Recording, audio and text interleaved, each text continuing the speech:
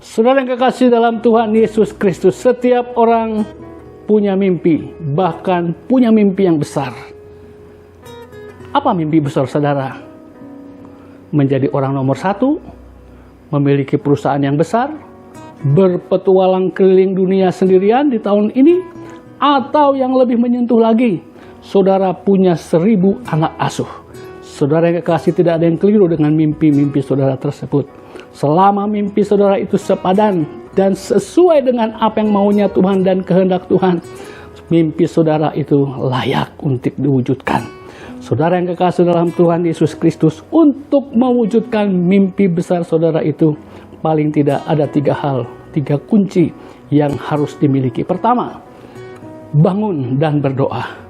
Saudara yang kekasih dalam Tuhan Yesus Kristus, mimpi besar hanyalah mimpi besar ketika mimpi itu tidak diwujudkan ketika Anda bangun dan berdoa. Bangun dari tidur saudara, sehingga mimpi itu tidak hanya sekedar mimpi. Dan wujudkan mimpi-mimpi itu ketika Anda mulai dengan yang kedua, melangkah, mulai melangkah. Untuk mulai melangkah tidak perlu hal-hal yang besar, tetapi untuk mewujudkan hal-hal yang besar, Anda perlu melangkah.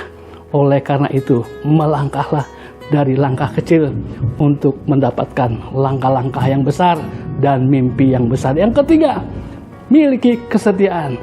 Kesetiaan itu seperti endurance, seperti daya tahan.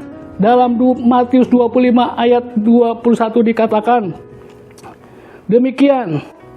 Maka kata tuannya itu kepadanya, baik sekali perbuatanmu itu, hai hambaku yang baik dan setia. Engkau telah setia dalam perkara kecil, aku akan memberikan kepadamu tanggung jawab dalam perkara yang besar. Masuklah dan turutlah dalam kebahagiaan Tuhanmu. Saudara yang kekasih dalam Tuhan Yesus Kristus, seperti pendaki yang sedang mendaki gunung, perlu usaha dan kegigihan untuk tidak berhenti di lembah gunung, tapi berjalan terus sampai ke puncak, seberat apapun tantangan di depan. Saudara yang kekasih dalam Tuhan Yesus Kristus, lalu apa mimpi besar saya di tahun ini? Mimpi besar saya adalah mewujudkan mimpi Yesus dalam mimpi saya.